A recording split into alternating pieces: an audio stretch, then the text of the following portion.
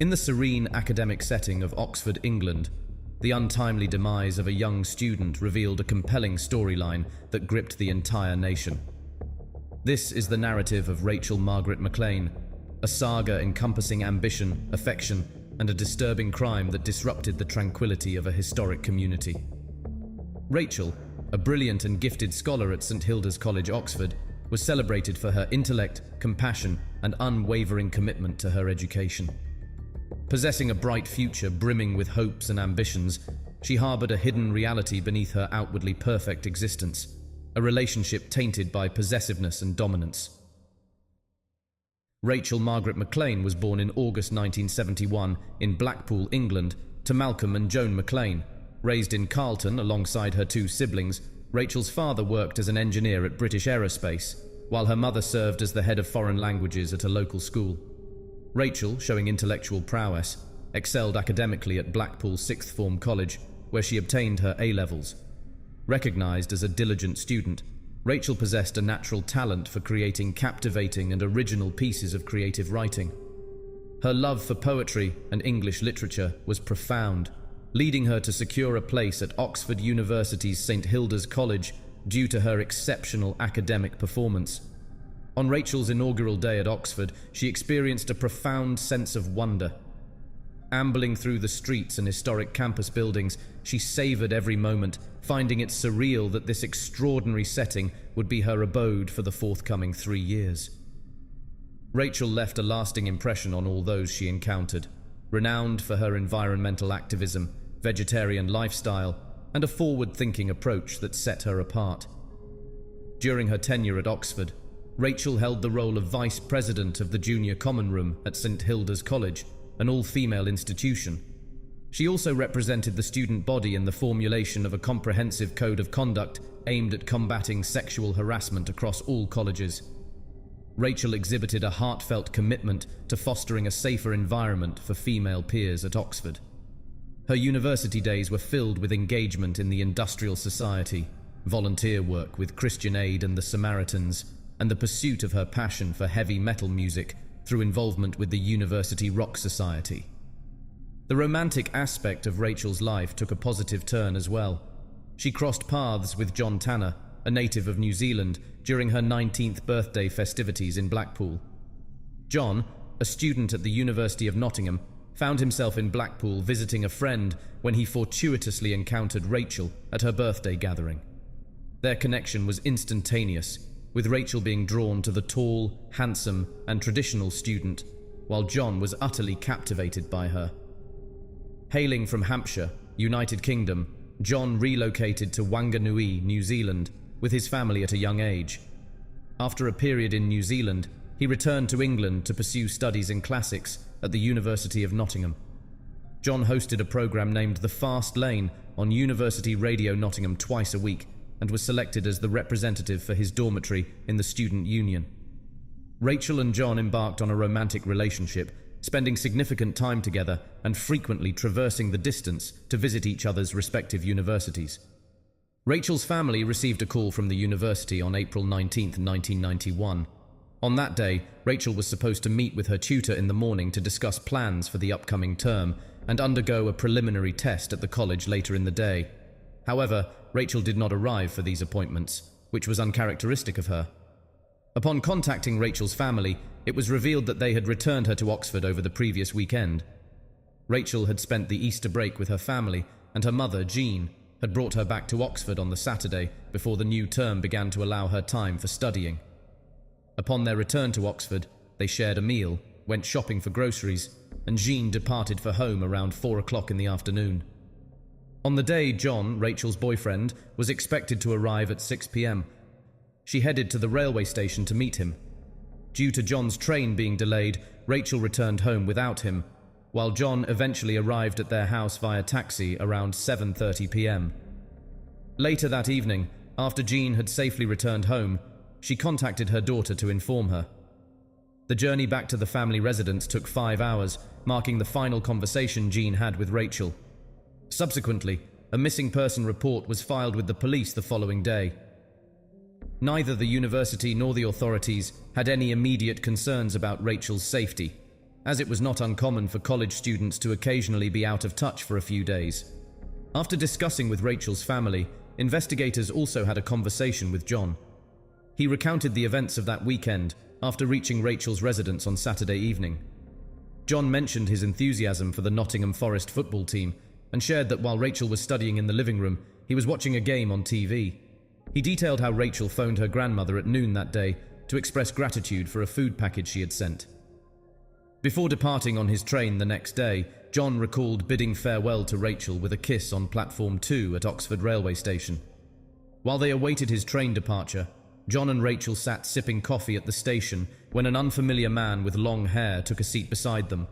Although the man seemed acquainted with Rachel, John did not recognize him. The man kindly offered to drive Rachel home. During his train journey, John took the opportunity to pen a letter to Rachel. My dearest, lovely Rachel, thank you for such a wonderful weekend. Please excuse the handwriting as I am now sadly wending my way away from your smiling face. Fancy seeing that friend of yours at the station. It was nice of him to give you a lift, but I hate him because he has longer hair than me. Ha ha. It's nice to know you will not be alone for the next few days. I worry for you in that house on your own.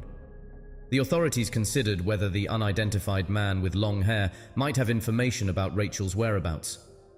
Initially, the investigation into Rachel's disappearance was discreet and low-key. However, on April 21st, the local criminal investigation department assumed control of the case, leading investigators to suspect foul play and focusing on scrutinizing Rachel's home. The initial search yielded no suspicious findings or clear indicators of harm. On April 23rd, the police intensified their efforts by conducting thorough inquiries door-to-door in the vicinity of Rachel's residence on Argyle Street. Detectives revisited the property while sniffer dogs combed the nearby bushes, yet they were unable to uncover any traces of Rachel. Assisted by John, the authorities circulated a photograph of the enigmatic long-haired individual whom Rachel encountered at the train station on April 27th. Despite this effort, no one stepped forward to identify or provide information about the man. On April 28th, search teams scoured nearby sewers and cesspools in the hopes of finding any trace of her, yet their efforts proved fruitless. John agreed to partake in a press conference and a reenactment of Rachel's final known movements on Monday, April 29th. During an emotionally charged media briefing, John vehemently denied being the unidentified man who was purportedly with Rachel. He adamantly declared to the reporters, "I had nothing to do with her disappearance." As a result of the reconstruction efforts, detectives made a significant breakthrough in the case. 2 witnesses separately confirmed John Tanner's presence at the train station. However, crucially, neither witness had spotted Rachel at the station. Another witness reported seeing John on the bus from Rachel's residence to the train station, but this individual had not observed Rachel on the bus. While investigators were already inclined towards the belief that Rachel met with foul play at the hands of her boyfriend, John, during the weekend of her disappearance, this fresh information further solidified their determination to locate her remains. Police reached out to Oxfordshire County Council in early May to gain insights into the layout of the properties on Argyle Street, with a specific focus on the basements where they suspected John might have concealed Rachel. However, they were informed that the houses did not have basements. An important detail emerged when an official mentioned that the homes were supported structures, suggesting the presence of spaces beneath the floors where her body could have been concealed. On May 2nd, 1991, detectives hurried to the residence and made a grim discovery. Rachel McLean's body, wrapped in a carpet, was found shortly before 5:30 p.m. Due to the unusually cold spring of 1991, the body had not yet started to decompose. Rachel, aged just 19 at the time of her death, must have met a tragic end that deeply affected her unsuspecting housemates, who had been residing in the house unaware for almost 2 weeks, completely unaware that their friend's remains were hidden inside. John was captured and held at a pub in Nottingham shortly after the discovery was made. Initially uncooperative with interrogations, John finally admitted to killing Rachel the following day after being confronted with all the incriminating evidence. Subsequently, the detective remarked, "Having had all the facts put to him, he showed the first glimmer for emotion, but he was a difficult character. Anyone who can go for a press conference with the parents of the girlfriend he murdered is very different to you and me, aren't they?" John, who insisted on penning his statement, recounted that upon learning the reason behind Rachel's refusal to accept his proposal, he became enraged and may have lost control. He articulated, "Because I actively showed that I wanted to care for her, because I actively promised to care for her as long as I could, I do not construe that as possessiveness. I construe that as caring for someone you love." While Rachel documented her discontent with the relationship in her journals, John's true emotions came to light in a letter he penned to her in January 1991. In the letter, he expressed, "All I feel is anger and rejection.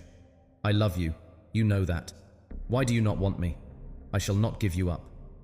In court, he elaborated that Rachel had taunted him when he struggled with groin and abdominal discomfort, preventing him from engaging in sexual activities.